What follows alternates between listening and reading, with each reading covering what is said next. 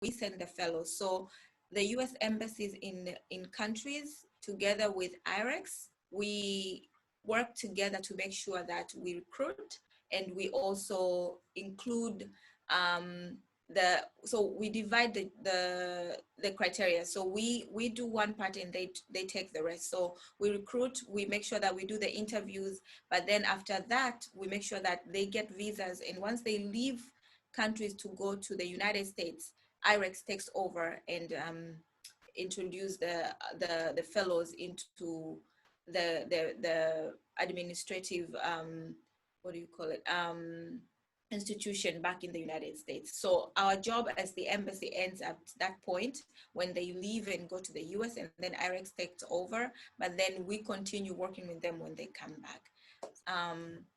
So the Mandela Washington Fellowship, or Young African Leaders Initiative, it has 3 components, and one is the Mandela Fellowship, and the other one is the Yali Network, and the third one is the Yali Regional Leadership Centers. So for East Africa, we have one in Nairobi, and there is one in South Africa, and there is one in West Africa, where, and I think it's in Ghana. So in all countries, like the Mandela Washington Fellowship, it looks like it carries the whole. Many people don't know about these other components of the program of the Young African Leadership Initiative, but then the Mandela Washington Fellowship, it's one among the 3 programs that are under the Young African Leaders Initiative. So for example, and I know I'm talking to East African folks right now. So for you guys, you have an opportunity. If you apply for the Mandela Washington Fellowship, maybe you don't get it, but that's not the end of the world. You still have a chance to apply for the Yali Regional Leadership Center, which is in Nairobi. So they usually put out application circle, and then you get to be interviewed, and then you go to Nairobi and spend 6 weeks, but it usually not full 6 weeks in Nairobi. They usually cut it into 2 weeks. You go there and then you come back home, you work on a certain program, and then you go back to Nairobi and finish up the program, the last part of the program. And the Yali Network is actually open to anyone. So for someone who is, for example, if you are applying for either the Yali Regional Leadership Program or the Mandela Washington Fellowship, and you don't get an opportunity to get in any of those, but we have the Yali Network. These are the people who apply and who apply for these programs, but they don't get to go, but they can still benefit from where they are. Some of the programs that the people who have gone Lambda, for example, in Mandela Washington Fellowship or the Yali Regional Leadership Centers, they get the benefit of. So you can still benefit from where you are by taking courses that are available for you in the Yali Network. So the fellowship administration. So the US embassies in post are the ones, like I say, they take part in making sure that we recruit, but also we do interviews and we make sure that the fellows get all the necessary requirements, for example, visas and all of that. And then once they leave and go to the United States, IREX takes over. And so the program has the following, the introduction, like I said, this is the 10th anniversary. So the program started in 2014, and for people to apply for this program, you need to be 25 years old to 35 years old. And since 2 years ago, the fellowship has been selecting 700 leaders across Africa to join the Mandela Washington program. So before we used to send 1,000 leaders, but then because of the budget and all of that, they cut it down to 700. So now we send up to 700 leaders to the United States every year from 2 years ago, like I said. And then the other thing that you need to be aware of, we don't discriminate people. Like when people apply for the Mandela Washington Fellowship, as long as you're from Africa, you can apply from anywhere. So there is also no fee to participate in the program. So you should be very aware of that, because we've had such opportunity. I mean, we have situations where people have said that they've been asked to pay a certain amount of money to be able to join for the program, but that's not how the Mandela Washington Fellowship works. So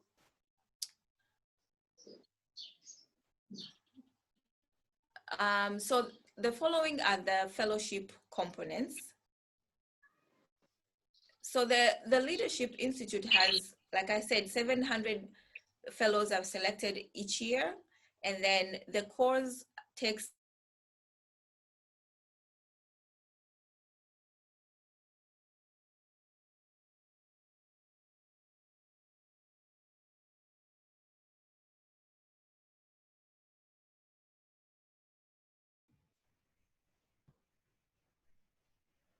Hi, Happy. Happy, are you there?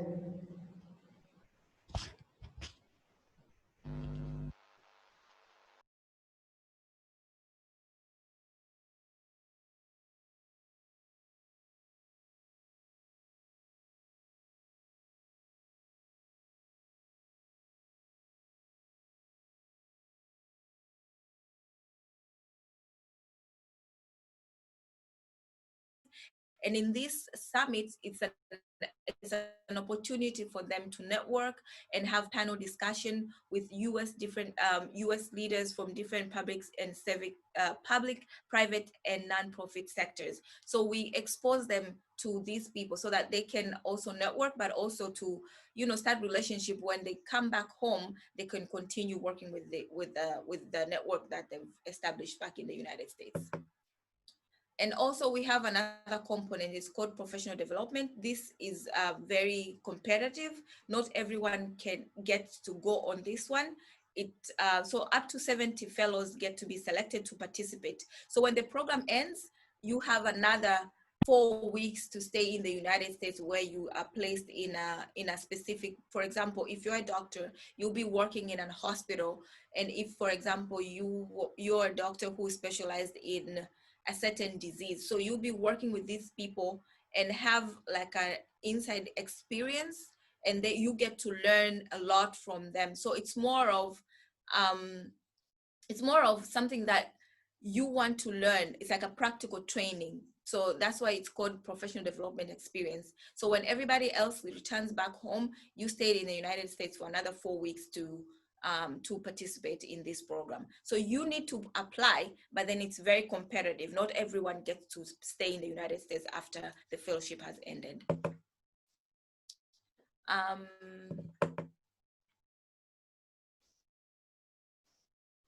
Sorry guys. Okay, so the fellowship provision. So for you to go on a program, you get to be provided the following things. So you get a J1 visa support. This is it's a visa that allows you to go on a short program and then return back home.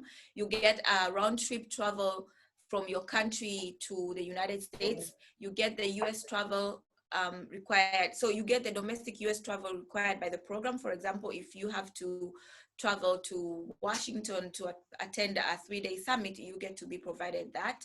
And also you get a 6 weeks leadership in an institute that you'll be selected to participate in the United States.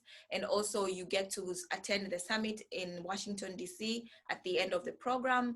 And also you get different benefits when it comes to medical insurance. And so you have a specific plan where we have a specific plan where we put the fellows where when they're in the United States, in case they get sick, they get so that they can go to the hospital and get treated. And also you get housing and meals during the program.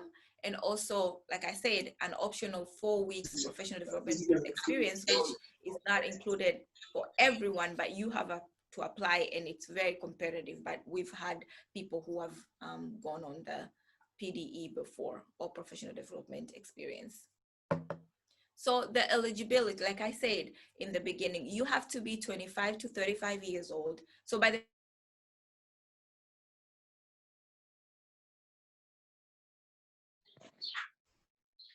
doesn't matter. and I'd like to explain for this more, because we had people who said, when I applied for it, I was 25 years old, and then I'm supposed to go next year. You're still eligible. By the time you're putting up your application, you have to be 25 years old.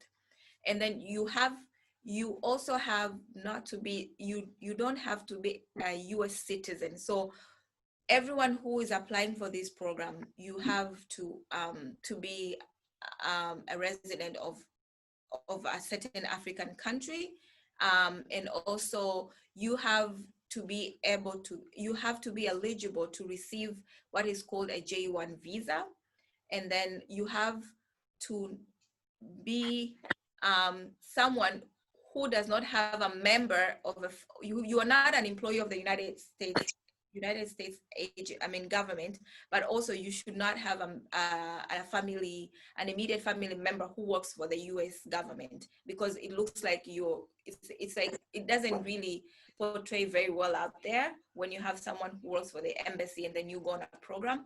So we have to be very mindful of that. And also you have to be proficient in reading, writing, speaking English.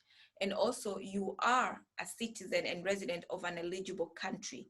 So not all the African countries, they qualify to in the program of the Mandela, not to qualify, they not all the African country can people can participate, because and you guys can look it up. So we have countries in East Africa, South Africa, and West Africa where you can apply for the fellowship, but not all African countries are eligible to apply for to participate in the program. And also you should not be an alumni of the Mandela Washington Fellowship. So you cannot apply twice for the same program. And the next one is so what makes an ideal Mandela Washington Fellow? So I'm not going to go into details as my slide shows over there. You guys can read that on your own. But I want to say someone who has a leadership skills, and also has a strong and social communication skills. That's very, very important, because when you go on a program, you want to be able to participate in different activities that are taking place in the program. Like I said, it's 6 weeks. 6 weeks might sound, it's like a very short time or period, but really it is a long period of time if you do not have strong communication skills and etc.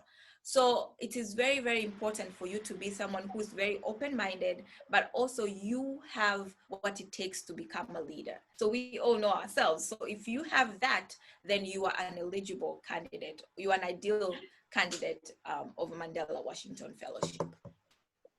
So the next component, I'm not going to go into details in explaining accommodation, because accommodation is provided for everyone who participates in the program, and you should not worry about that. You might have a friend that you are going on a program with, even if you are placed in the same institute, but you might not be able to get the same, you might not be able to be like staying with them in the same room or like share the same dormitory. So we've had people before who have asked us, like, I have a friend and I thought we would be staying in the same university, but we're not the one who are choosing. IREX are helping us to place you guys to places where you can benefit more when it comes to the time that you will be spending in the United States. So for people who are disabled, we really encourage them also to apply, because there are things that are provided for you, and people should not worry that because maybe I can't do this, I will be able not to be able to maybe to move from one place to the other. So we want people to be aware that the program provide all of this. So what will be provided in the program? So for example, a rented wheelchair or a scooter, all of these things will be provided for people who really need that. So that is not only for disabled people, but people with vision impairment as well, and people with hearing problems. So all of these things will be provided for you. And how to apply? So like I said, this year we do not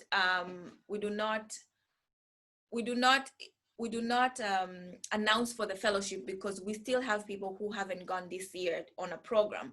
So we won't be announcing the opening of the program for 2021 because we still have people who are supposed to go. And for you to apply, and I would encourage each one of you to visit your embassy page, website pages where we have this. When we put on the application circle, when it opens, you can get all the basic information that you need. And then there's some details on my presentation that I won't go into details and read one by one, but you can take a look and see what are the things that are required for you to apply if you wish to apply for the Mandela Washington Fellowship. So one thing that I would really like to emphasize is plagiarism. So what does plagiarism means? I'm sure some of you have heard of it before or you're aware of what it is. It's taking someone else's work or idea and present them as your own. It is very, very important. And I know we've all done it before. When we take somebody's work or ideas and we use in our presentations, it's very important for us to acknowledge them. So when we do not acknowledge, that is plagiarism. And the Mandela Washington Fellowship, we've had folks before who have been disqualified from the program because they've plagiarized and they did not really acknowledge that was not their work. So it's very, very important. There is a system where they run all the applications to make sure that you have not plagiarized. So you have to be very mindful that when you want to cite somebody's word or the things that they've, the ideas that they've presented, and you think you wanted to include that in your essay or your application, you have to be able to be very mindful of acknowledging that. So we have a few of our alumni stories that I would like to share with you guys. And these are the people who have benefited from the program. And we have, for example, someone, her name is Jacinta. Jacinta had gone on a program before, and before going on a program, she didn't have a company that she has right now. So yeah, after returning back from the Mandela Washington Fellowship, the strong network that she built in the United States, she was able to come back and establish her own company. And right now she's doing very well. And we're very proud of her because it's her personal efforts that had led her into doing that. So that's just one of the stories that I wanted to share with you guys. So we've seen people who had gone before the program, they didn't have companies, they didn't have any, they had ideas, but they didn't have what it takes for them to be where they are right now. So I want to encourage you guys that it doesn't matter where you are, you can always try to apply. And when you go on a program, when you come back, you become a whole different person. And we've seen change makers, people who have gone on the Mandela Washington Fellowship, for example, in Tanzania, are the people who are holding different positions in different organizations, and they've been doing so well. So I want to encourage you guys that you can apply for this. You don't have to be so and so for you to be able to apply for the program. You can be who you are as long as you have what it takes to become a Mandela Washington fellow. You can always apply and be selected if you meet all the qualifications. So those are the links that if you they're projected there on the screen, but you can always visit the pages, the Facebook page, the Twitter page, and the Instagram page for more information about the Mandela Fellowship, and also how to apply, and also read about different alumni stories that we not only from Tanzania but across Africa. People are doing great stuff. So I will encourage you guys to take time and visit those pages. And other than that, I would also like to, before I welcome you guys to ask any questions if you have any, I wanted to share that we have different programs here at the U.S. Embassy in Tanzania, and I believe in your embassies as well. So I would like to encourage you guys to visit your embassy pages and look at the exchange programs. So for example, we have like Herbert Humphrey program here in Tanzania. We have the Fulbright Foreign Language Teaching Assistantship, where we send teachers who are teaching English here from Tanzania to the United States to teach English for 1 year and then return back home to teach Kiswahili in the United States and then return back home and continue working in different areas of schools that they've been working before going to the program. So these are just two of the programs that I mentioned, but there are more than 15 programs, exchange programs in each US embassy across Africa.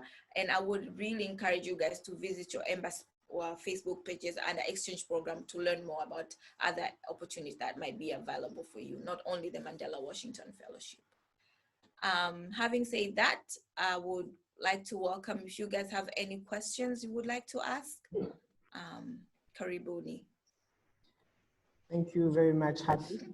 That was a hell of a presentation. Happy, you hear me? Yes, I can hear you. I can hear you. All right. Congratulations on a great presentation. The sound was pretty well, the images as well. I guess you can take another sip of whatever that is and get ready to have questions. So you will raise your hands and we will be allowing you to ask your questions. You can also send your questions on the chat and she will be responding to you. So for all our participants who are following this, if you have any question in regard to her presentation, she's ready to answer you for the next basically 15 minutes, 20 minutes before we can go on with the next presentation. Does anybody have a question? Anybody? Hi.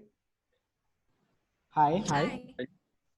Yeah, my name is Mark Thumi. I'm from Nairobi, Kenya. So I've only now managed to get the link to join the meeting. So my question was whether a link will be made available later for us to review maybe the presentations that we've missed, because it may have something that's of importance to us. So will the link be available maybe after the meeting? Yes, Mark. So they will share the whole presentation that I presented for you guys to, to learn more. And I know, like I said, I didn't go into details with everything because that would have taken me 1 hour. So you can always read and ask any questions if you have. Yeah. Okay, thank you. Hello. Yes, you're very much welcome. Hello, Mohammed. Hello, Mohammed. I'm from Zanzibar.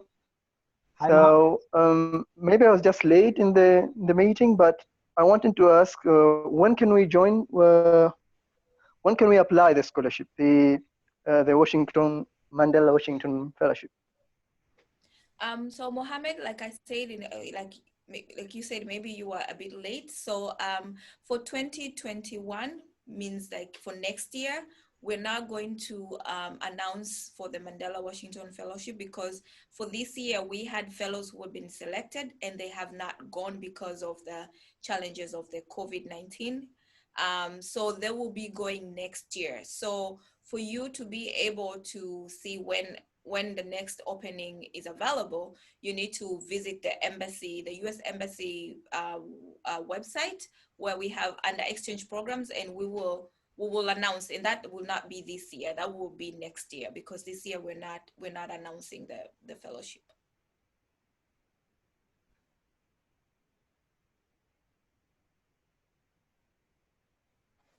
Do we take more questions? Okay, there's someone who's asking if it's possible to have the presentation after the meeting. Happy?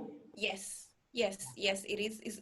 So they're gonna make it available for you guys to be able to access it on the, and I don't know, maybe you can help me, Laundry, where are you guys going to put it? Like for everyone to be able to access it? Because I know you're going to do it, but I don't know which platform, I'm not sure.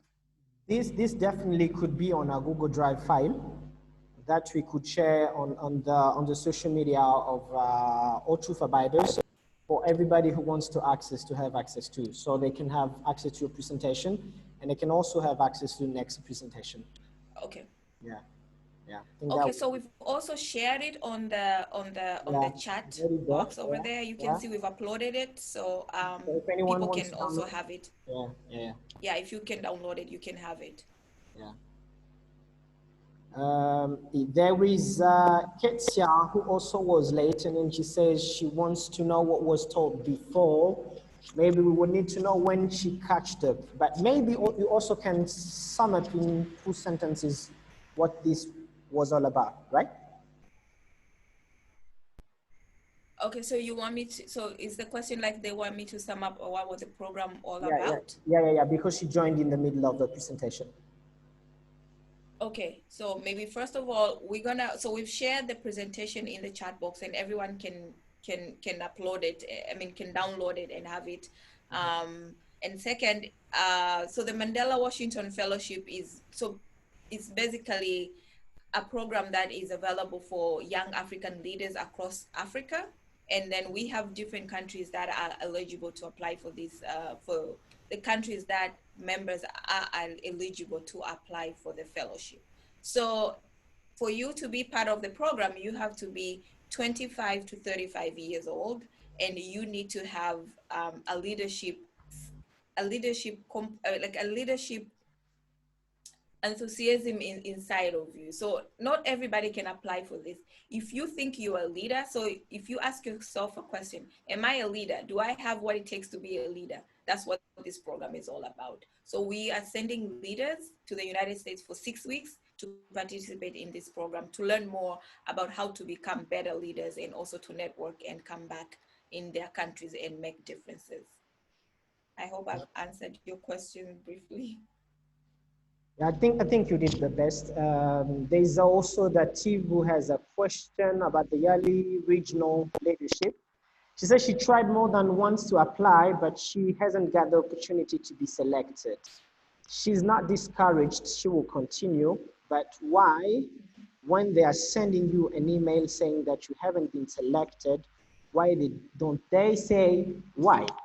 And what should you correct in your following application?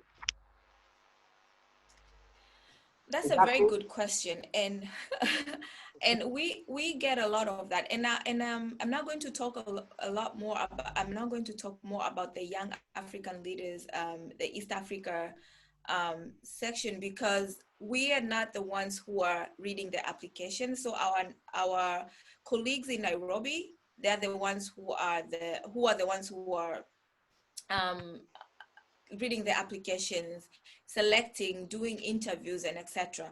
So maybe that's a very good feedback. We will have to be telling them, because also the challenge is it's very hard to get back to each and single person who had applied for the program, because sometimes you have like 5,000 people who have applied for the program, and it's very hard for you to get back on each individual and tell them why you were not selected.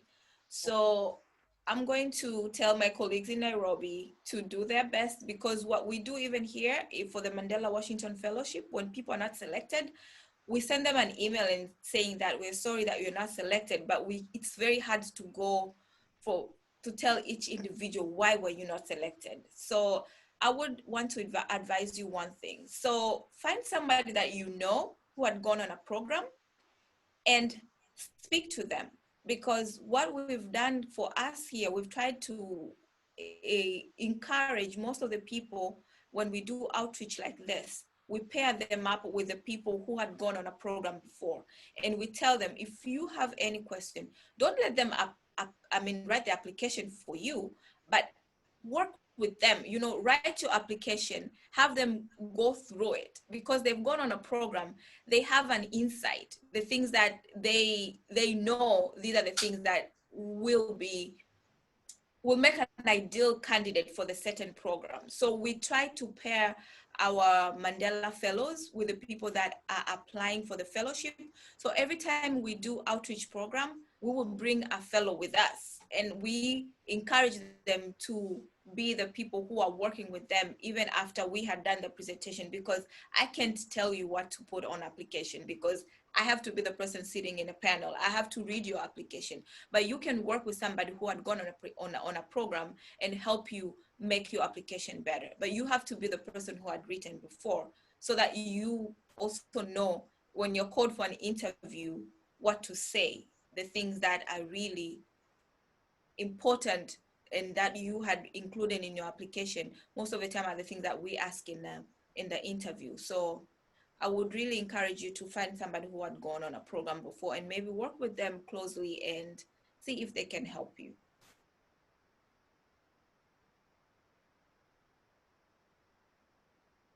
We got more questions. Let's start with a quick one. Someone asks, has there to be anything to be paid to participate in Mandela Washington Fellowship?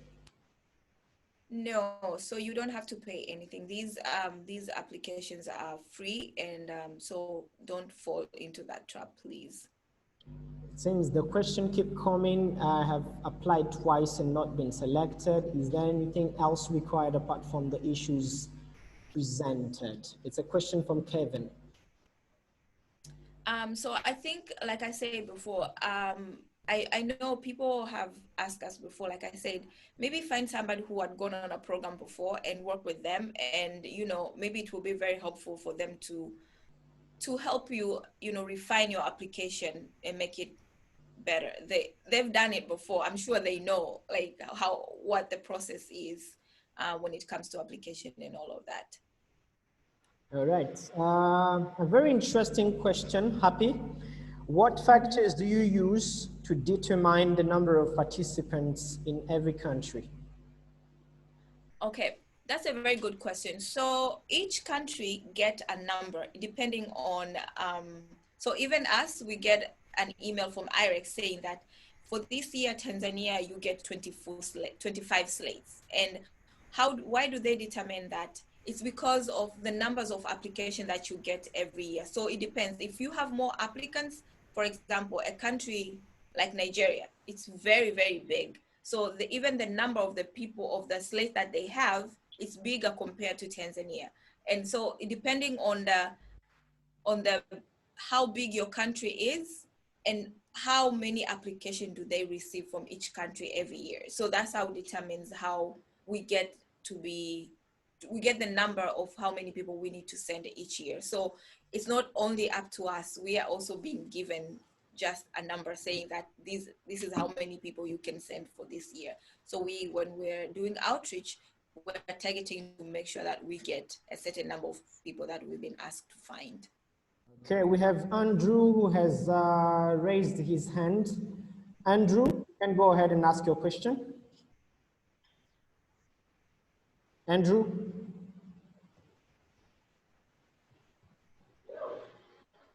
Andrew, are you there? All right, Andrew, we have asked you to unmute. Okay, while Andrew is still figuring it out, we have other questions. And one says, I also applied for YALI. It was supposed to happen in June and August, and I didn't get the feedback if they postponed it due to COVID or not, about the interview. What stage is it supposed to be by right now? Is this the YALI, the East Africa one? Well, we don't have that precision, but I guess they are listening. They can still text and give us details. Yeah, I'm not sure which one. Yeah. All right, but But definitely that's not for the Mandela Washington Fellowship, because everyone who has been selected for the program to go next year, they all know their status and they've all signed that they will waive their participation until next year.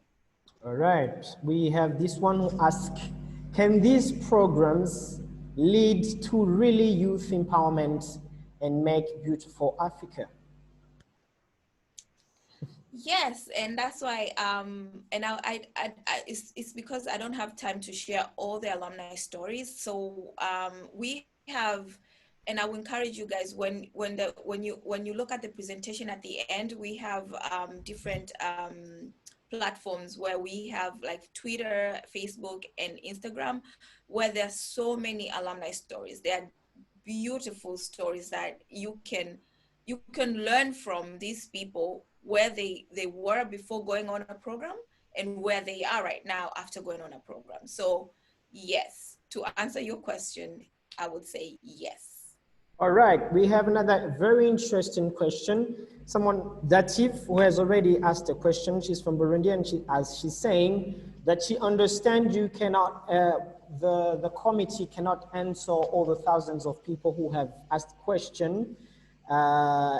And she says she has tried what you have suggested to work with some alumni, but she's still not selected. So her suggestion is that you should select at least a little number of best losers and tell them what they have to improve. And she's really expecting your reaction. Happy? We only have 2 minutes to go before we go to next presentation. I hope our presenter is ready.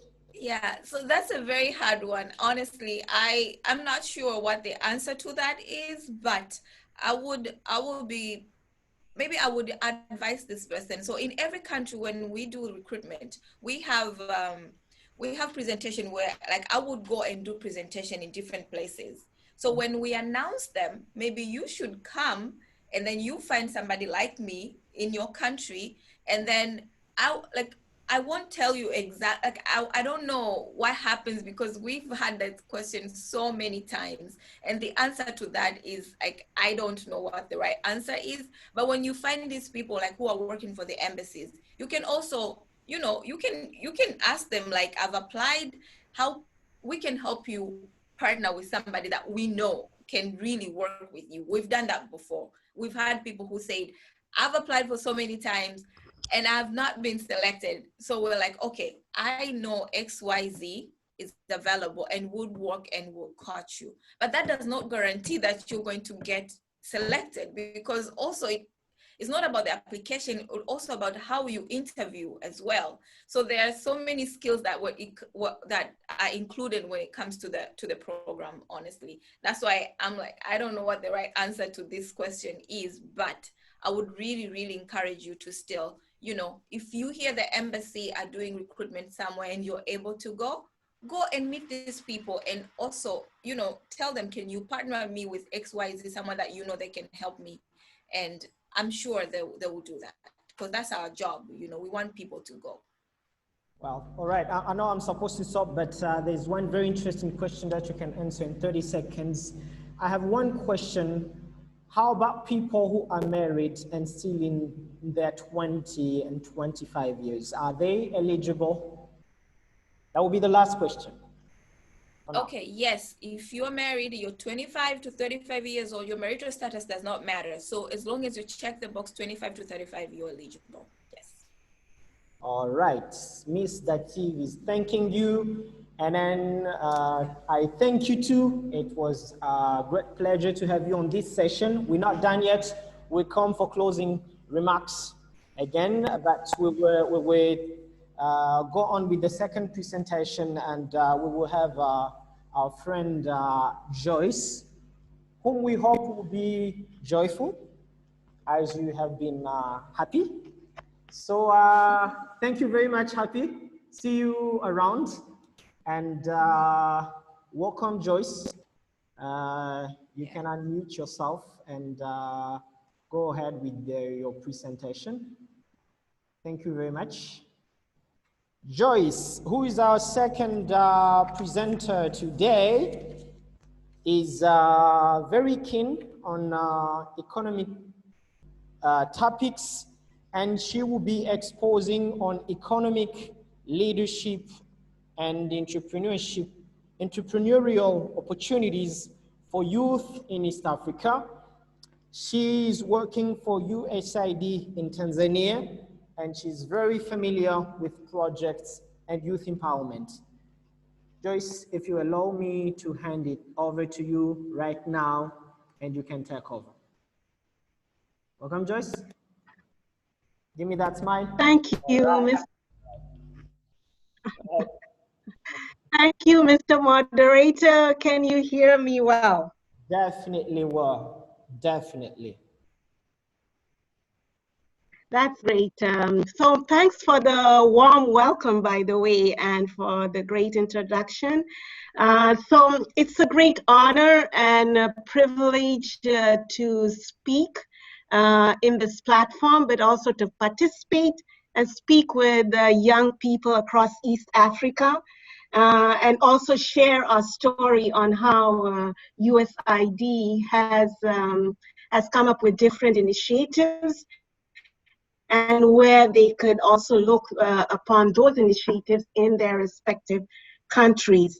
So from what I've been advised, because my network is not very good, I will for now just mute my camera, and I will focus on sharing my screen on the presentation.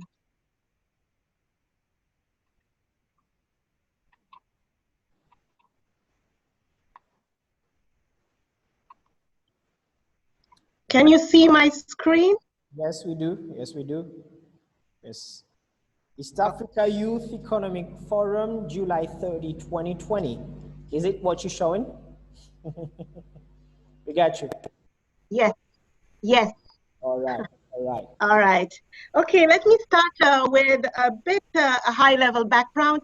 As many of you know, the United States and East Africa have had relationships based on decades of collaboration between the peoples as well as the government to achieve our shared objective. And empowerment for East African youth is a very key and major part of our strategic engagement and partnership in the region. And in Tanzania, I can say our efforts focuses on economic growth, health, education, democracy and governance, but with a special focus on women and girls. So why does the US government invest in youth? This is a question that have been asked so many times, and I'd like to share some of the initiatives that how we are supporting youth in the region, but especially in the country in Tanzania. So out of East Africa's total population, Tanzania is currently estimated at over 56 million people, with nearly 45% between the ages of 15 and 35. And what we've seen, our evidence has really showed that youth in East Africa can reap demographic dividends if they are really given the relevant skills and opportunities to become prosperous in their communities. And in East Africa, youth have a potential to play a key role in the sustainable development of their respective countries. But what I'd like to focus is for East Africa to really realize the benefit of its growing youth population, but also achieve its goals around industrialization agenda. It's very important now to invest in youth, especially with skills, knowledge, but also give them resources to contribute to the economy through employment as well as entrepreneurship. So activities in our youth program here are driven by the following theory of change. If East African youth have increased entrepreneurship and workforce readiness skills, opportunities to build businesses and demonstrate leadership and improve skills and understanding to making informed, healthy life choices, only then will they be actively engaged in driving growth in their rural economies. So in what ways are you or we helping rural youth in the region? At USID, especially in Tanzania, we are focusing in 4 main sectors: economic growth, which within it has agriculture, nutrition, private sector, regional trade, together with natural resource management. And the second sector is health. The third is education, and my colleague Happy talked a bit about it. And we have also governance and democracy. So we support bilateral missions across East Africa to improve its education sector by reducing gender disparities in schools, but also ensuring girls have equal and equitable learning and improving the quality of their education.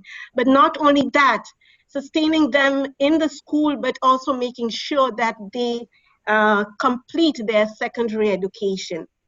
And currently, our support has reached over 5,000 students, 500 teachers, and 4,500 parents and caregivers with different activities that really focus on empowering girls, but also addressing harmful gender norms like fostering a girl-friendly and supportive school environment, but also making sure that we work with the host government to increase its commitment and investment in investing in education.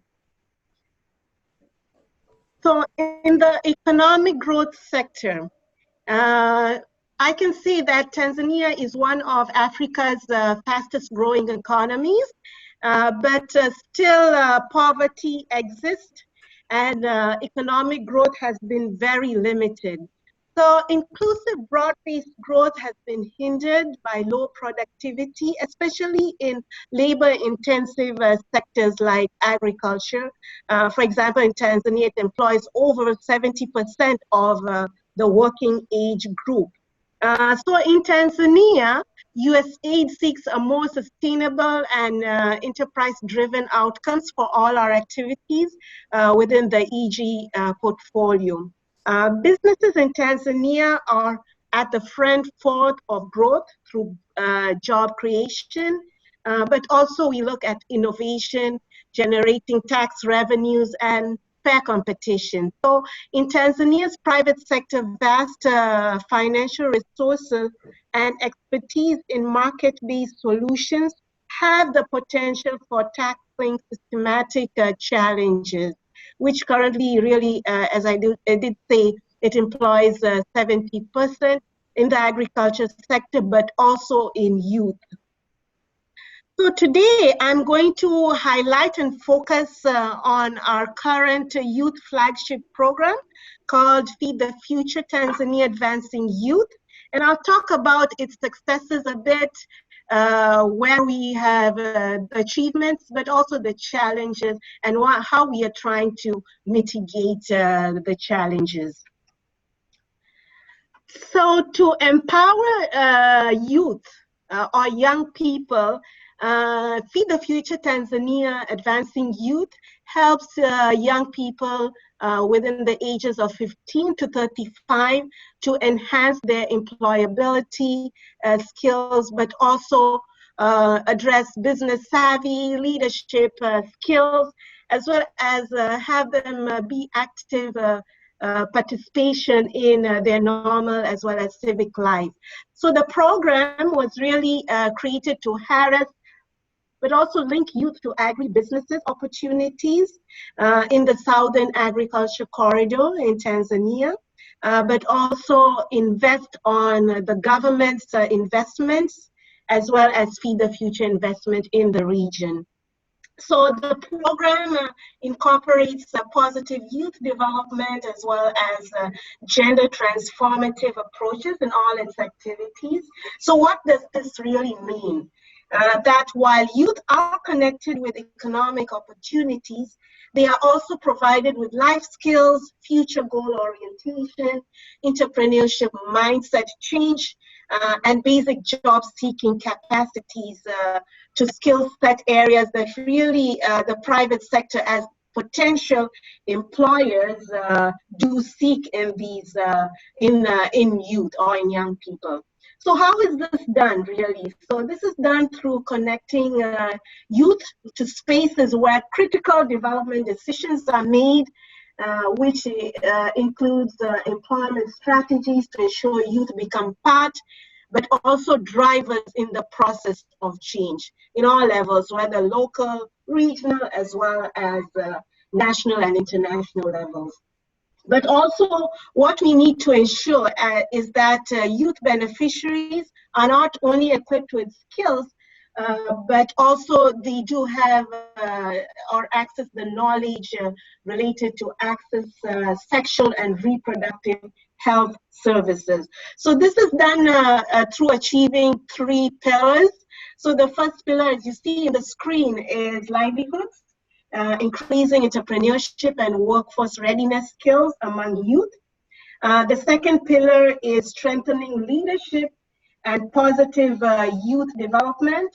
And the third one is life skills for healthy living and future planning.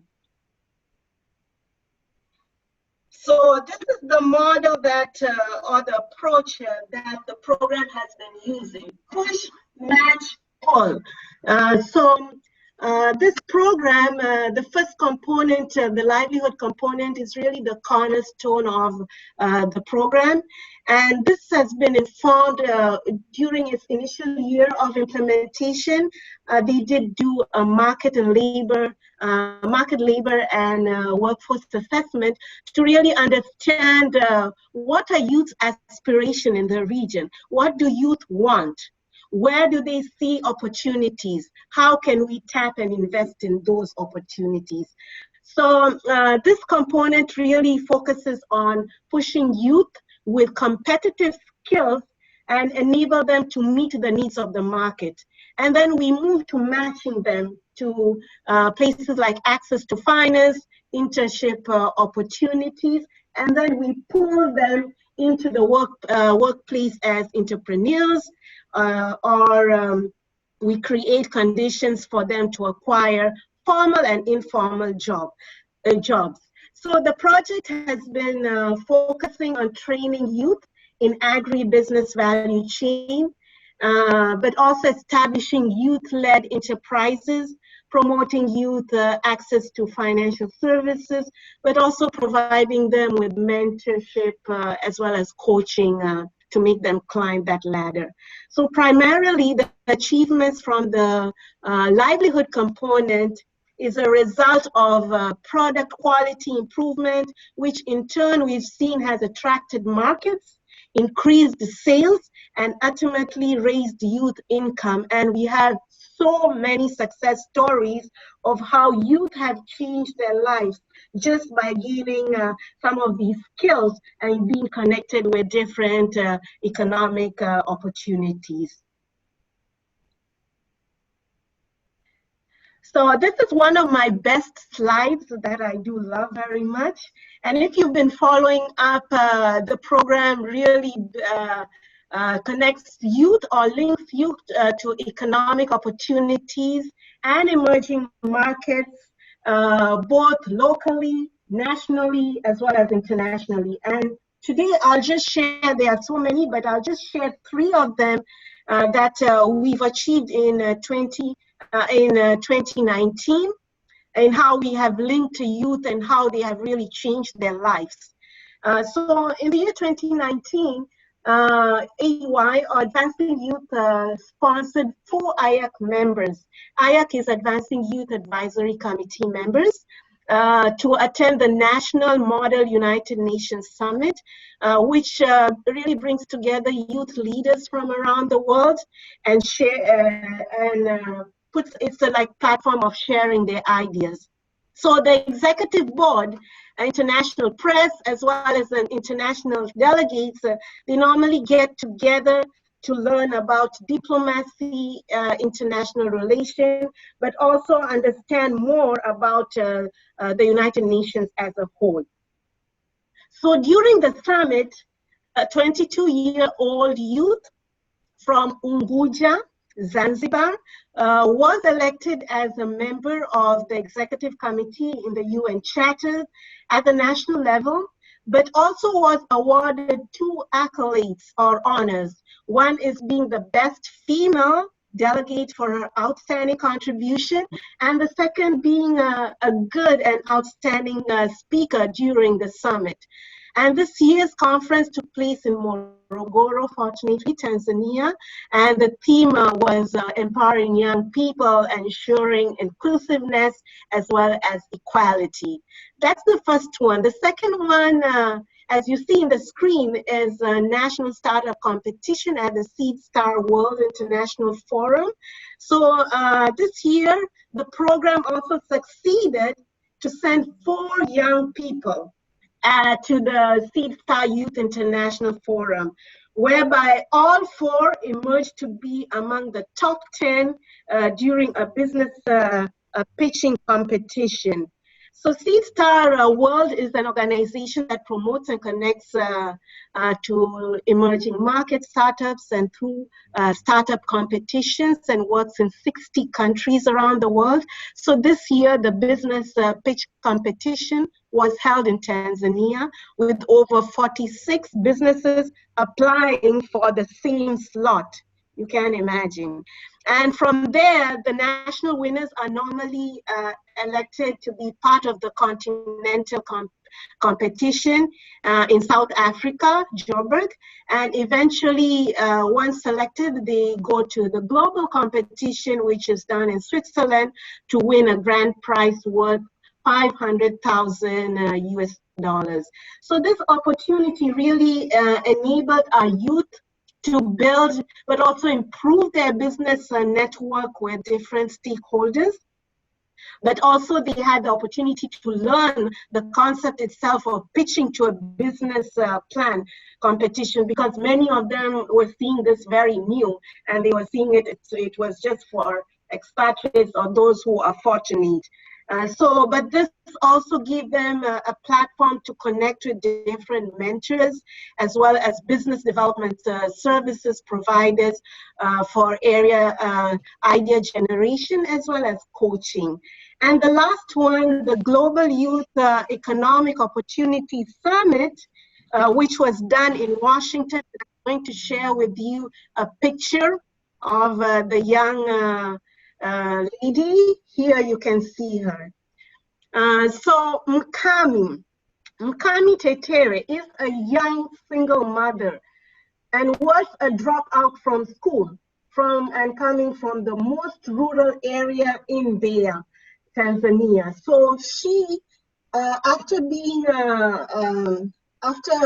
being chased from school, she had just to go back, and she just lost hope in life. She just lost hope completely.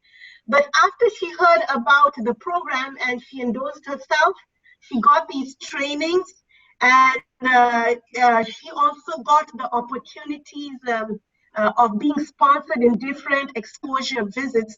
And this was done basically between the duration of 1.5 years.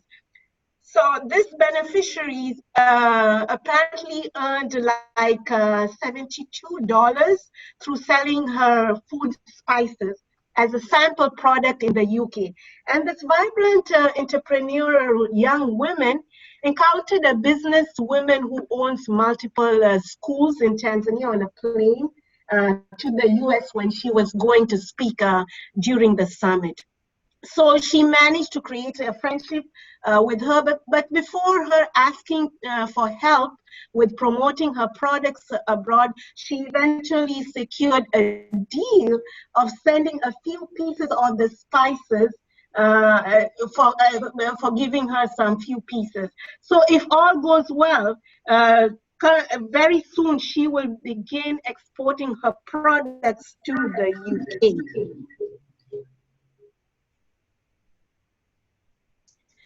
So that's a bit of how the program has connected or linked youth with the different economic opportunities around the region, but also in international markets.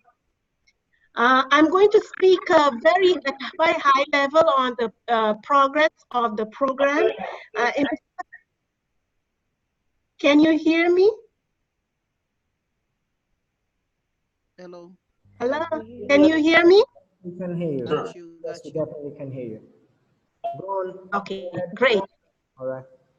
Great, that's awesome. In the livelihood component, the first component, if you have been following closely, we have achieved young people have been trained on good agricultural practices.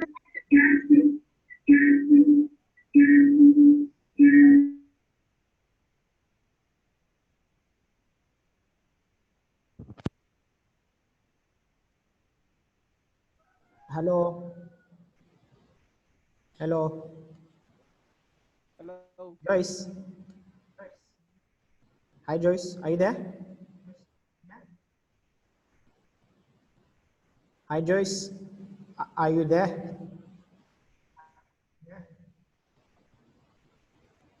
Yes, can you hear me? Yes. Yes. Can hear you. Go on. Okay. You hear me? Yes, I can hear you. So can I go on now? Yes. Go on. Okay. Go on. Mhm. So a bit of high-level achievement and progress within the first component, who have been trained in good agricultural practices, food processing, horticulture, pottery, combined with entrepreneurship skills, but also given some basic business skills as well as youth savings and lending association. And as a result of this training, we have had just in 2019 over 1,400 micro enterprises established and or improved, and over 800 informal and formal jobs created. So how are these formal jobs created, by the way? Most of these jobs are through youth who have decided to establish their own enterprises, but also employ other young youth once their businesses have grown or once they have expanded to or started another business in their community. So youth have realized that they do need additional funds to run these businesses and have been keeping borrowing from the YSLAs, the Youth Savings and Lending Associations, to establish these micro enterprises as well as improve their existing businesses. So in the leadership component, which really focuses on strengthening leadership and positive community engagement, as you see in the screen, we have more than 400 youth who have been trained on leadership skills. And as a result of these trainings, over 190 youth are active members of various decision-making bodies or committees, and we've got over 200 youth who are actively participating where development decisions are being made. So the impact of this component, leadership component, has really been achieved by ensuring youth are active members of decision-making bodies, but they are not only active members, but they are also involved in the processes and actively engaged in the community development services. So this includes taking up leadership position through elections, but also being appointed within their councils as well as boards. So just that you know, these dialogues have paved the way for significant issues to be addressed, such like the government here didn't put in place a policy to set aside land for youth development activities, together with fund 4% at the local government to be dispersed to youth as loans. But this was not being implemented over a period of ages.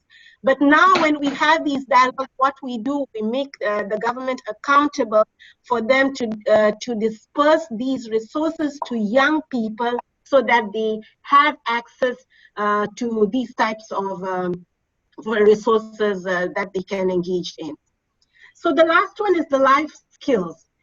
So as we all know, without having healthy youth or youth entrepreneurs, we cannot even achieve the first two objectives.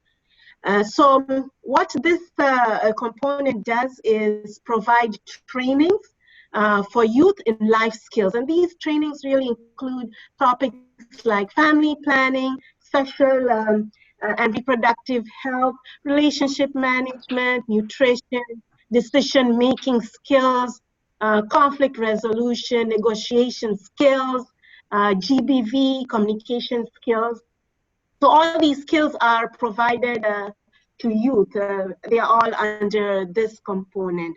These trainings are really to aim and empower young people to practice positive, healthy behaviors, but also providing them with the knowledge that they do need to make the right choices in their lives, but also be free from sexually transmitted infectious diseases like HIV and unwanted pregnancy, allowing them to engage in different economic activities within their communities.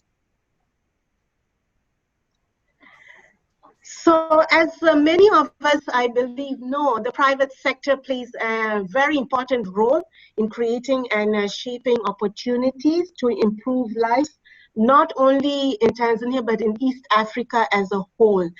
And a vibrant and diversified domestic private sector is really important to self-reliance, but also is a means of generating revenues, job innovation, services, but also opportunities across the economy.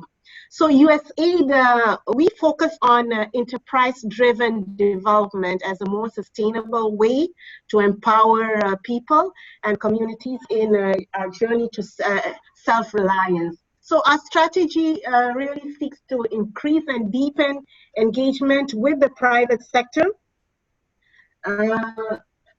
but also embrace market-based approaches as a more sustainable way to achieve development and humanitarian outcomes. So how have we engaged with the private sector? I'd like to start with the first one. As we all know, one of the challenges that we have seen youth face across East Africa is access to credit and finance for youth-owned businesses. And basically this has been contributed by a host of factors, including lack of sufficient collateral. And to support youth in this space, USAID Tanzania signed recently a development credit authority, an 8-year-long loan guarantee with the Mana Bank, as you see in the screen. And the aim of this guarantee is to strengthen the bank's ability so that they do provide financing to small, micro or MSMEs in the agriculture sector, but also with a focus of women and youth-owned businesses, because we have seen youth do have challenges around accessing finance. And what we've done is open it up to any sector in Tanzania. So the guarantees used for financing that would otherwise not been approved by the bank, and the total size is 10 million US dollars. So the guarantee facility covers like 70% of the outstanding principal of defaulted qualifying financing to qualifying borrowers who are women and youth borrowers. So this significantly reduces the risk burden on the bank, but also now the risk is shared between with the U.S. government, something of which is geared really to help out the farmer get loans, especially in the underserved groups. So the other partnership and collaboration is TCCIA, the Tanzania Chamber of Commerce, Industry and Agriculture. We partnered with them so that and we now see youth are enjoying the chamber's benefits around private sector placements, trainings, as well as local and international exhibitions, which includes certifications for cross-border trade. The other one is Seed Star World, which I said a bit about it, as well as East Africa's Seed Company, which we partnered so that they could supply youth groups with agro inputs, such as tomato seeds, fertilizers, insecticides, and pesticides, which at times are very expensive for young people to acquire. So despite of the good achievements that we have seen, as well as the program efforts in changing youth's lives in the region, there are still there are challenges that we're seeing. Demand is really overwhelming from young people to participate in the program, especially on the youth savings and lending groups. The number of young people who are interested really far exceeds the targets, but also the management as well as the budget. So what the program is doing, they did revise their target to accommodate more young people, but also what we did is to engage the government so that they can adapt the program's approach beyond the duration of the program. So this is a way to sustain the program even after it has been over. The other challenge that we are seeing is around gender.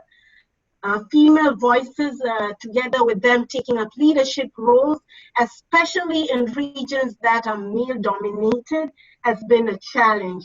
And despite of as many young people having successful businesses, they tend to drop out, or they tend, I don't know, to lose hope.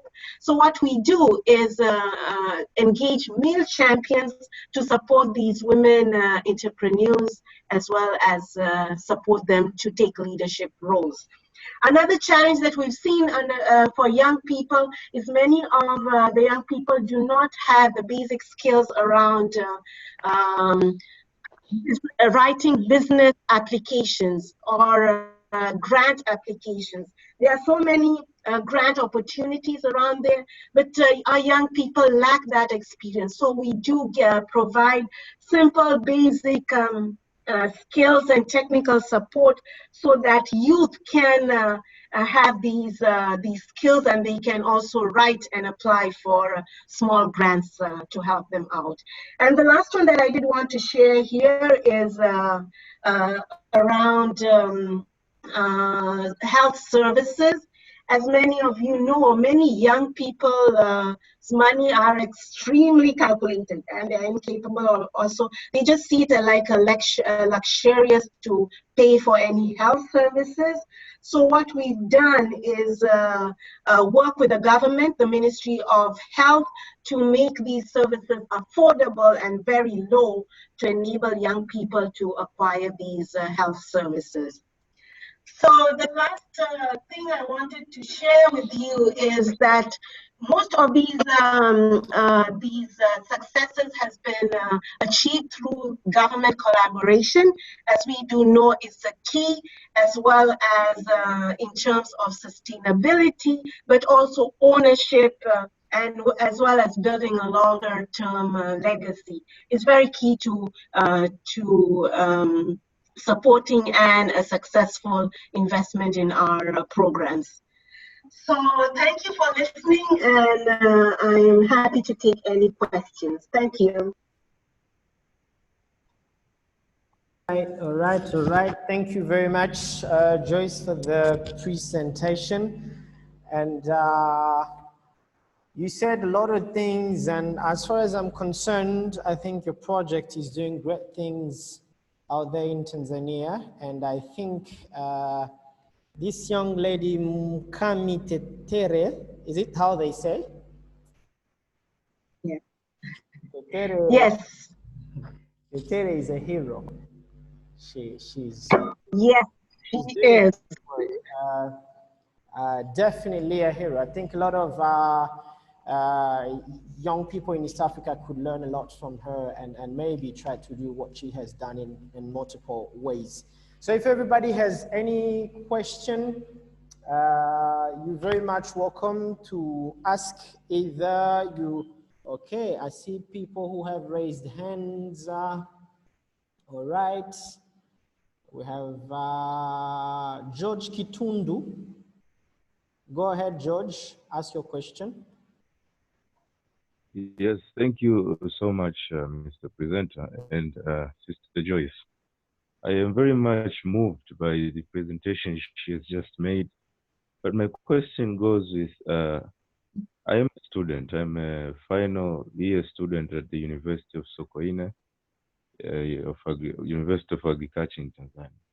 And these initiatives that so far Madam Joyce has narrated, they target the youth. But to my surprise, I've been studying for 3 years in my university, and I have never even had a single day that, you know, USAID sort of included the youth of universities in these, you know, let's say some trainings or something like that.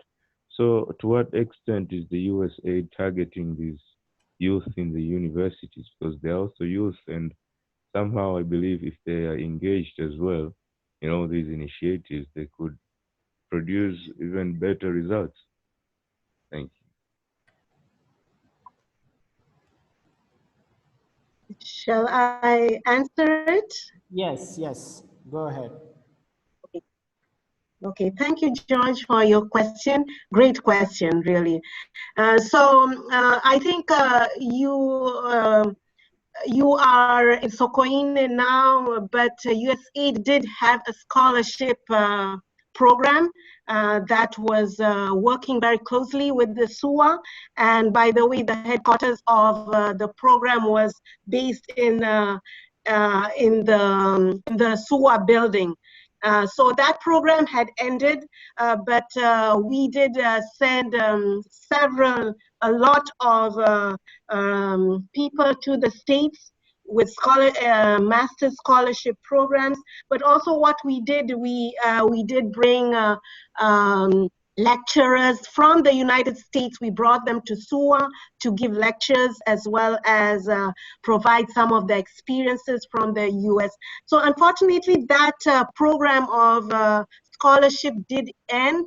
And apparently we came up with new programs. And after that program is when we did design this activity that I'm just talking about, tapping into youth. So what we did see, as you did state very well, many of the youth who have graduated, they end up not getting jobs. So what we did is, okay, probably we help these youth change their mindset. Instead of thinking of being employed after graduating from a university, help them think of being entrepreneurs or employers of other youth in their communities. So we have been like working around this, and we have so many success stories. Probably you haven't, when we have a touch base, you can hear more. But what I can say is that we are working with universities. It's just because in this activity, we thought probably of tapping into youth who have potentials, but are not fortunate to get the linkages. They're not some of them have graduated, but they do not have the relevant skills that the private sector is looking at. That's why probably we've had conversation with the private sector. We've been asking, okay, what's the gap? How can we close the demand and supply side? Because, okay, why are you not employing youth? And a youngster finishes school and then waits, and then they send a job announcement saying they want experience of 10 years. How will these youth get employed? Where will they get experience? So we have been working with the private sector to make sure that they do accommodate youth, even those who are potential in schools, but also those who have graduated, that they give that that flexibility of them being if you heard I said about internship opportunities, as well as them being on the on-job trainings.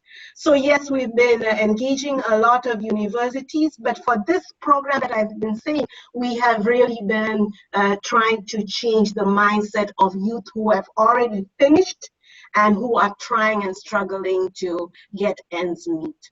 Thank you. Thank you so much, Madam Joyce. Thank you very much, Joyce. Well, you have a cool number of people thanking you for a great presentation. I will go from Ketsia and Dativ and Isaac and Chance and Dr. Killian and Elsie, who are thanking you for a great presentation. And then we have Lazaro Parwason, who is asking, I am so much interested to know about the grant opportunities. Can you please confirm us inform us just few and the institutions that are linking youth to grants or loans?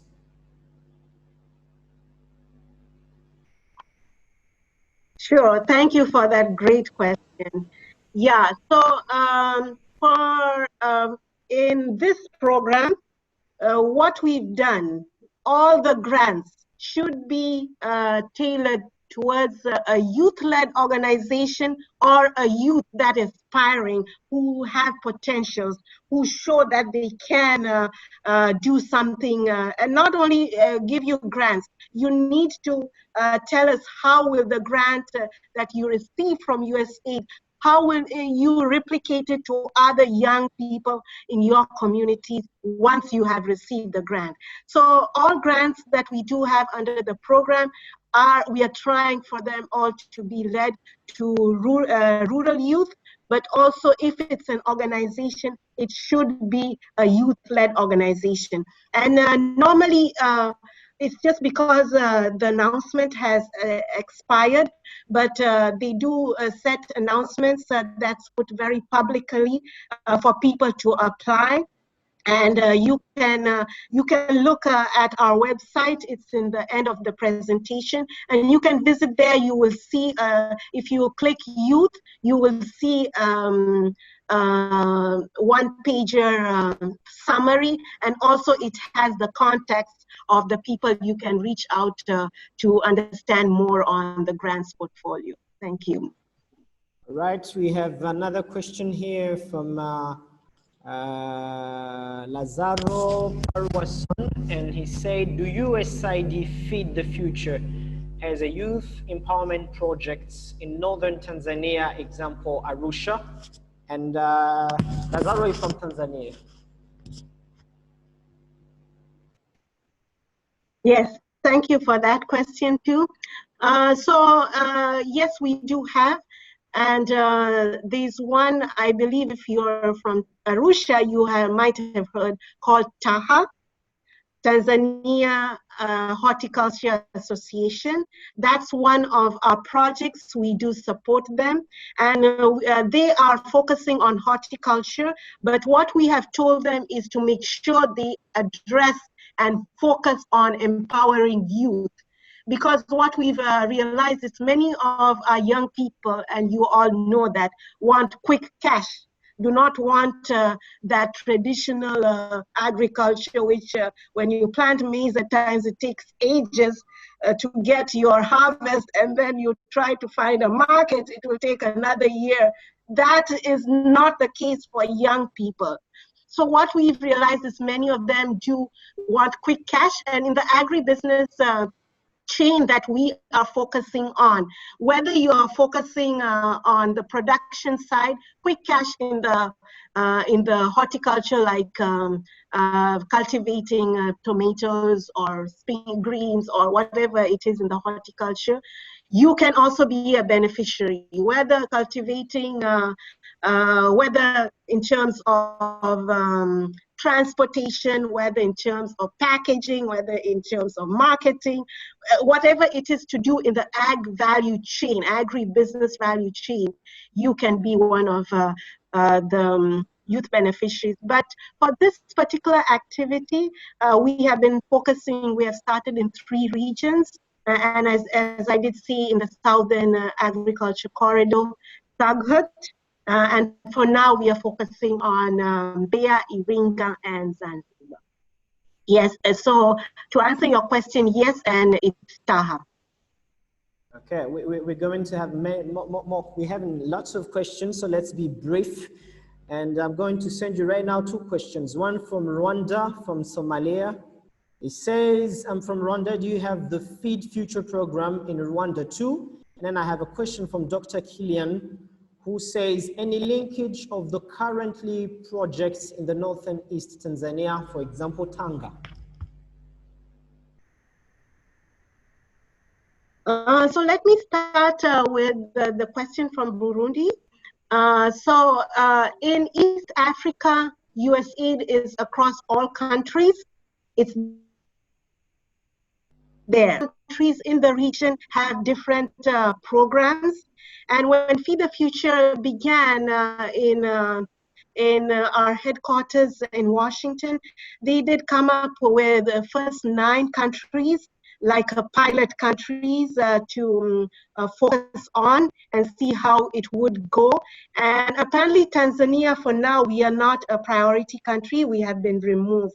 But what we are, we call it like an aligned country, because we already have activities under Feed the Future umbrella. So in Burundi, if you visit USAID Burundi mission, I know they do have a portfolio which addresses youth.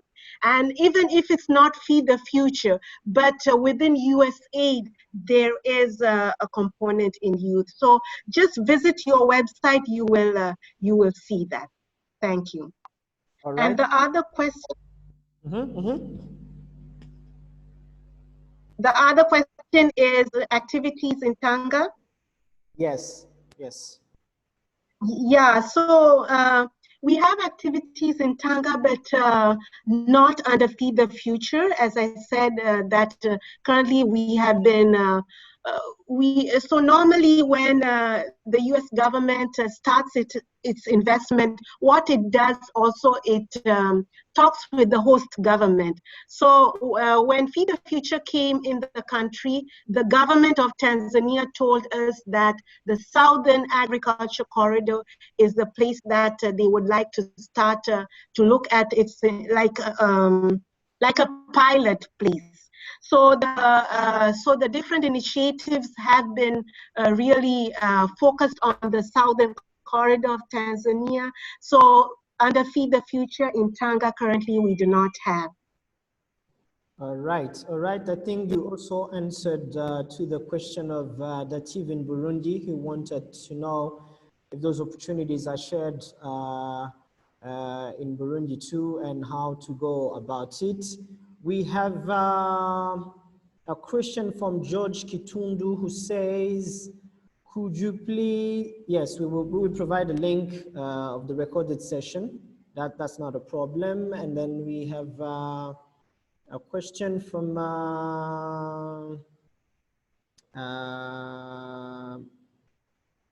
Mark Toomey, who is in Kenya.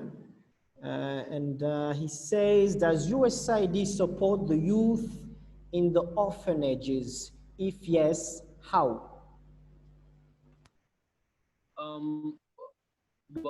Mark to me. That Okay. was my question. Go ahead, Mark. Okay, thank you. So as I said, I'm from Kenya, and first of all, I'd just like to say that those programs are really empowering for the youth, and we'd also like to enjoy those benefits. So my question is, number one, are these opportunities by USAID available in Kenya? And secondly, most of the examples that we've heard about are agriculture based.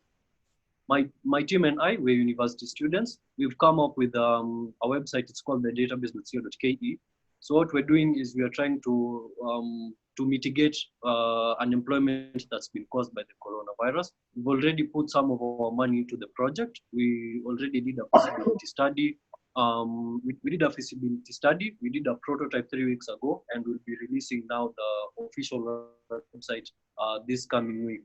Our licensing and registration is already in the process. So my question is, and the organization is entirely youth-led. So my question would be, how can people like us, youth in Kenya, get a chance to use the kinds of opportunities that we're thinking about, like with the grants and the funding, for instance, even the training would be really.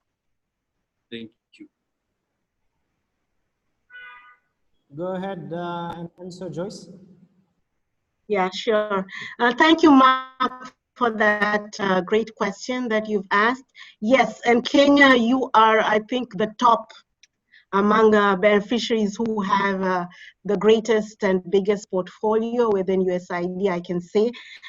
So if you visit USAID mission in Kenya, their website, you will, just as I said with the Burundi one, excuse me, with the Burundi one, you will see all the programs, and yes, they are, for example, the education program that we talked about a bit.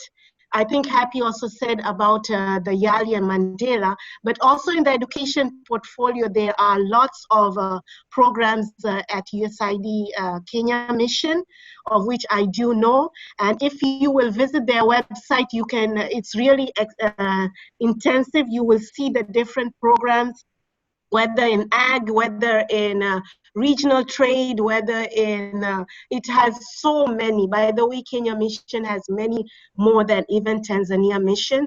So try and visit their website. You will see all these different activities that they are implementing. Thank you. There's another question here, Joyce. It says, actually, I didn't know that USAID had youth empowerment projects. It's new to me. It's a question from Iteriteka, and he says, how can we get all those opportunities? How do you choose those young people?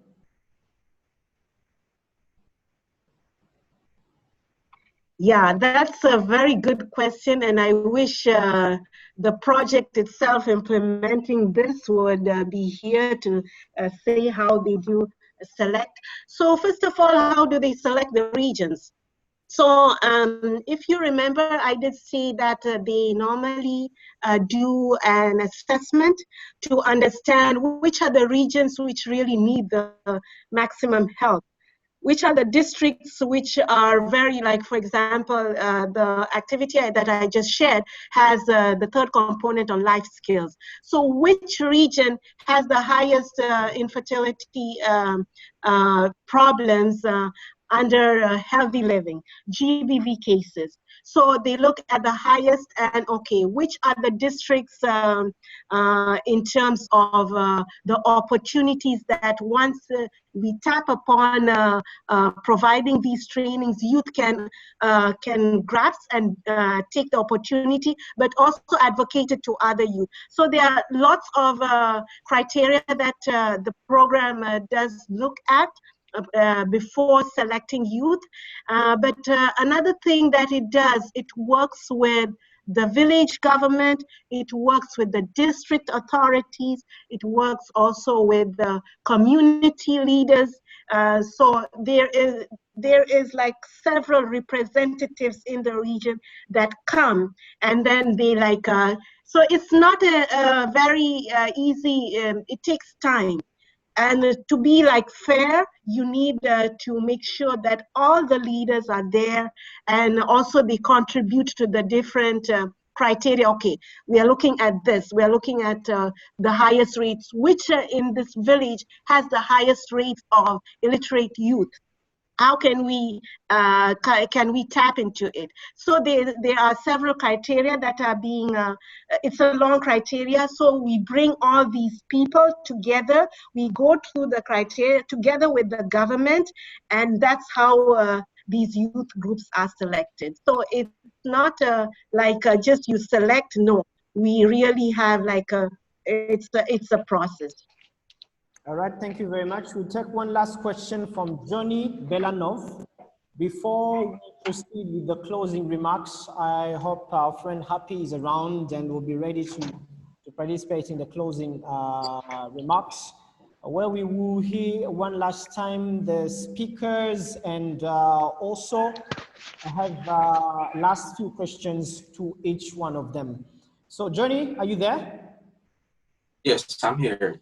All right, go ahead, ask your question. Can you hear me? Yes, sir. Yes, sir. We get you. Actually, I just want to thank the lady, the presentation. I just came a little bit in the midst of it. It was really great. I just appreciated how you did it.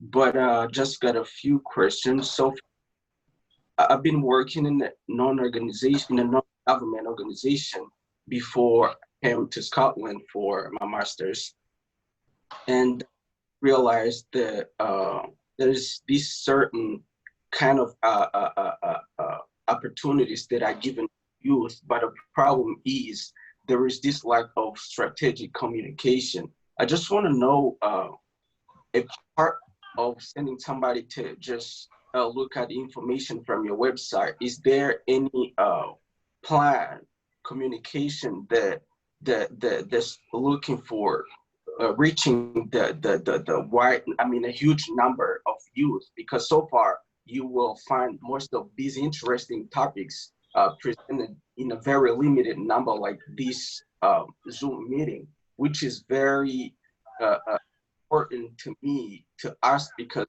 there's a lot of people, a lot of young people that's wanted to listen to these success stories, because they're kind of down in the closet. You know what I mean?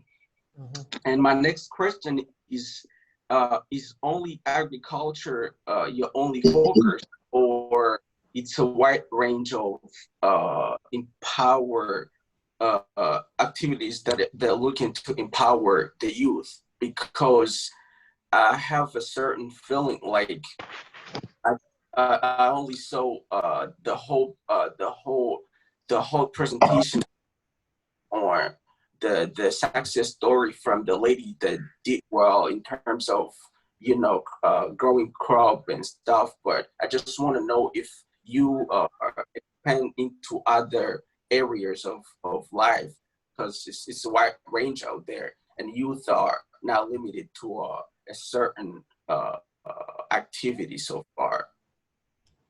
Thank you, Johnny. Joyce, we're 10 minutes to the end, so I hope you'll be short on this one. Okay, I'll try to be short and clear. So thanks, Johnny, for a great question too. Let me try and answer it quickly.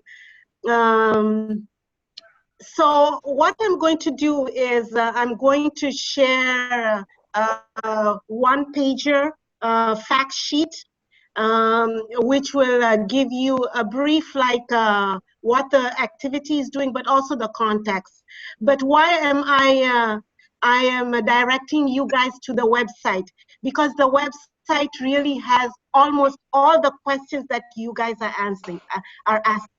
Like I would speak from the economic growth portfolio, but as you saw in my presentation, there is education, there's governance and democracy, there is health, which have so many stuff under that portfolio, and the EG, I'm under the ag and private sector department. So even within the economic growth department, there are so many activities.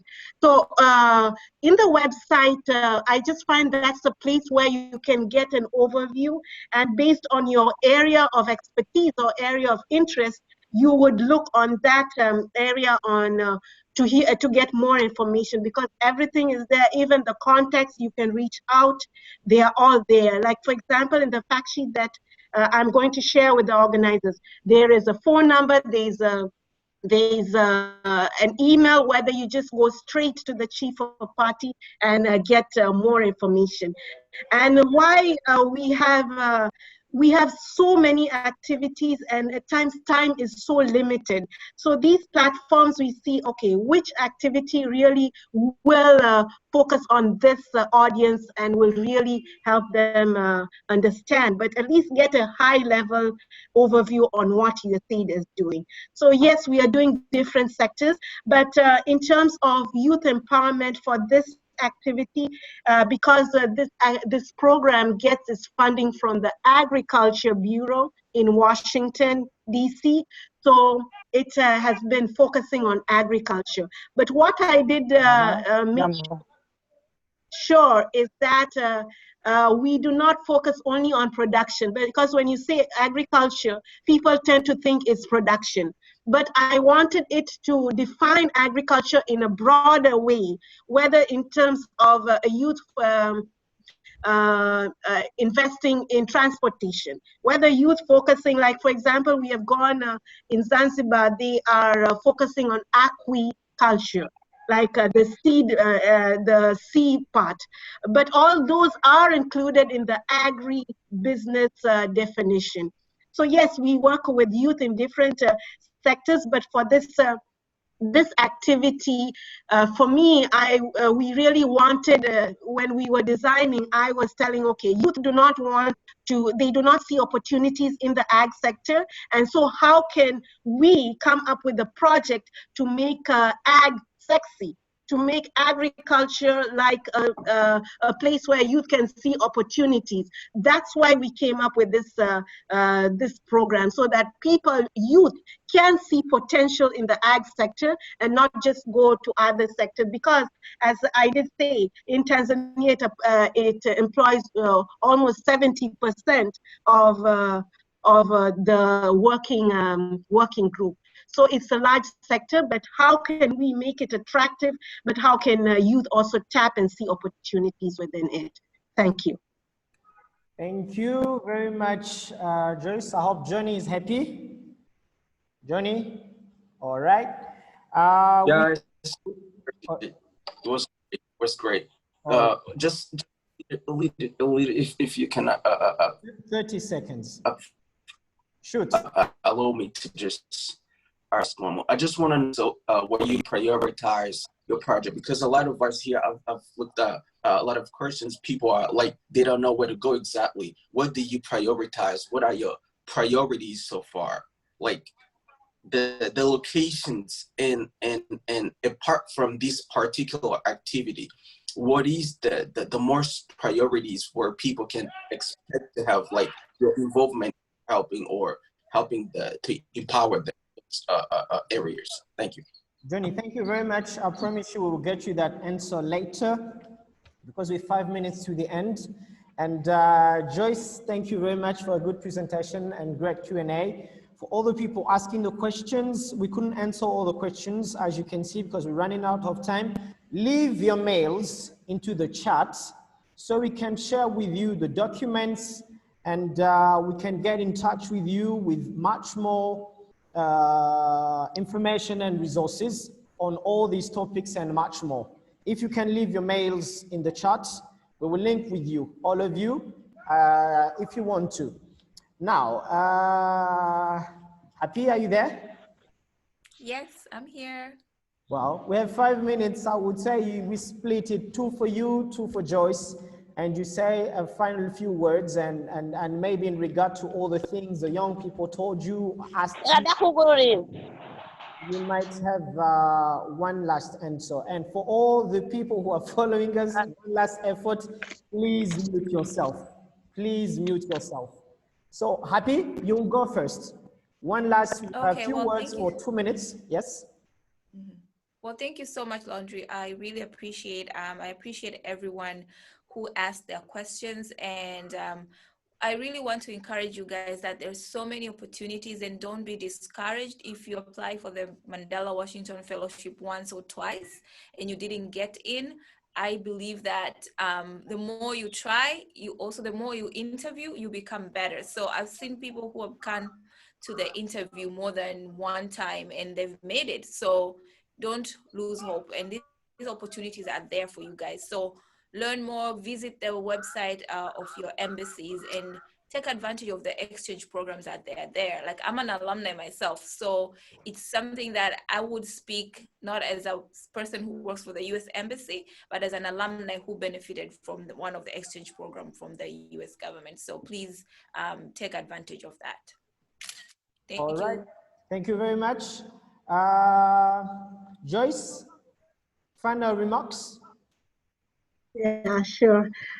So I'm not very far from happy. I really appreciate the opportunity of talking with young people who are aspiring and for the great questions that have been asked.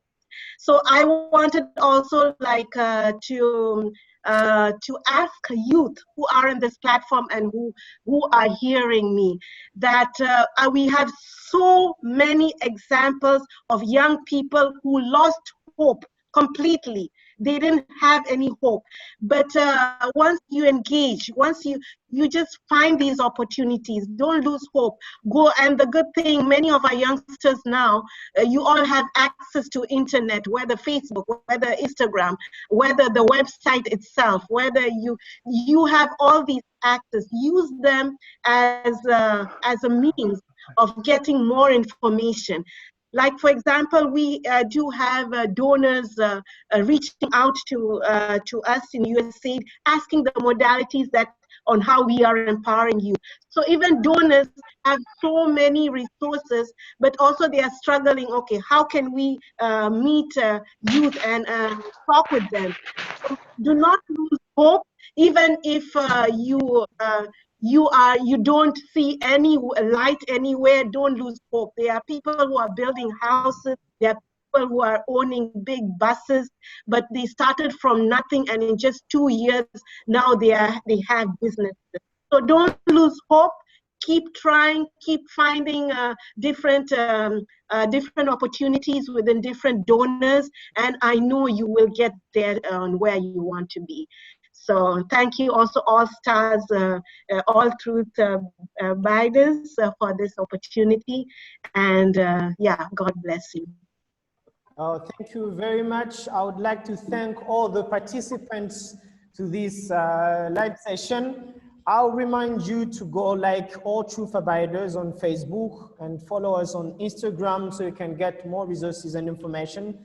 And make sure you check regularly the social networks for All Truth Abiders for next sessions and next opportunities.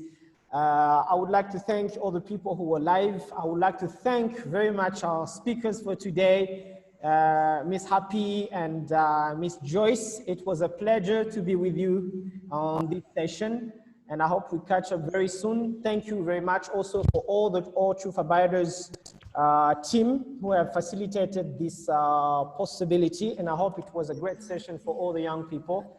So God bless you all, and I hope we catch up again very soon. You have a nice evening. Take care. Bye.